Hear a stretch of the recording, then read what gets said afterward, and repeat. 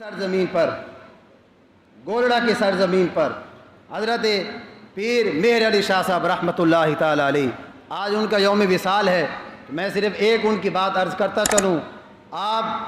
محافظ عقیدہ ختم نبوت ہیں، اور بعض علماء نے آپ کو مجدد بھی کہا ہے۔ مجدد اس کو کہتے ہیں کہ جو اپنے دور حاضر کے سب سے بڑے فتنے کا مقابلہ کرے،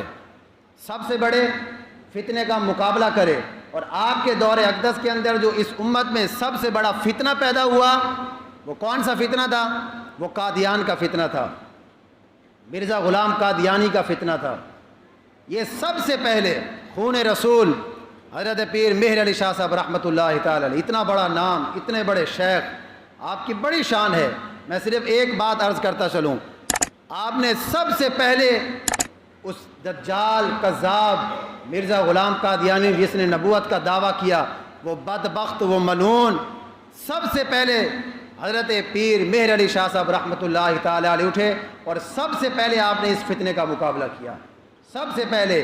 جب وہ کانا تھا، ایک آنکھ اس کی نہیں تھی، یہ تو بدبختی تھی نا، ایک آنکھ نہ ہو پھر بھی بندہ نبوت کا دعویٰ کر دے، ہاں، ایک آنکھ، شکل دیکھنے کے لائق نہ ہو پھر بندہ نبوت کا دعویٰ کر دے، شکل دیکھنے کے لائق نہ ہو، ایک آنکھ سے کانا تھا وہ، اس نے نبوت کا دعویٰ کیا، مناظرے کا اعلان کیا۔ پیر صاحب پیر تھے، مرید بھی آپ کے لاکھوں تھے، آپ یہاں سے چلے، بڑے لوگوں نے آپ کو روکا کہ پیر صاحب نہ جائیں، انگریز آپ کو مروا دے گا، آپ کو مروا دے گا۔ بڑے لوگوں نے آپ کو مشورہ دیا کہ نہ جائیں اس سے مناظرہ کرنے کے لیے، لوگ انگریز آپ کو مروا دے گا۔ پیر صاحب نے ایسے نگاہ اٹھائی، میں تم کہتے ہو انگریز مجھے مروا دے گا، میں تو لوح محفوظ کے اندر کچھ اور لکھا ہوا دیکھ رہا ہوں۔ آپ جب گئے لاہور کی سرزمین پر، اس کانے سے شکل اس کی دیکھنے لائق نہیں تھی، نبوت کا اس نے دعویٰ کیا، گئے آپ نے اس کو مناظرے کے لیے بلایا، تو کانا، تو کہتا ہے میں نبی ہوں، میں اپنے نبی کا غلام ہوں، آپ مجھ سے مناظرہ کر، آپ ثابت کر کہ تو کیسے نبی ہے۔ وہ نہیں آیا تھا، وہ اس نے آنا بھی نہیں تھا، اور فرماتے ہیں پیر مہر علی شاہ صاحب نے پھر بہت بڑا وہاں دعویٰ کر دیا تھا، میں کانا، تو کہتا ہے کہ میں نبی ہوں، میں حضور کا غلام ہوں، آ جا میدان میں آ، دوات قلم رکھ دیتے ہیں، جس کا قلم خود چلے گا وہ حق پر ہوگا، جس کا قلم خود چلے گا نا وہ حق پر ہوگا۔ تو بھی آ، میں بھی آتا ہوں، میں حضور کا غلام ہوں، تو کہتا ہے کہ میں نبی ہوں، دوات قلم رکھ دیتے ہیں، جس کا قلم خود چل پڑے گا وہ سچا ہوگا۔ تیرا نہیں آیا، آنا ہی نہیں تھا اس نے، وہ جھوٹا تھا نا، اس لیے بعد میں مریدوں نے آپ سے پوچھ لیا،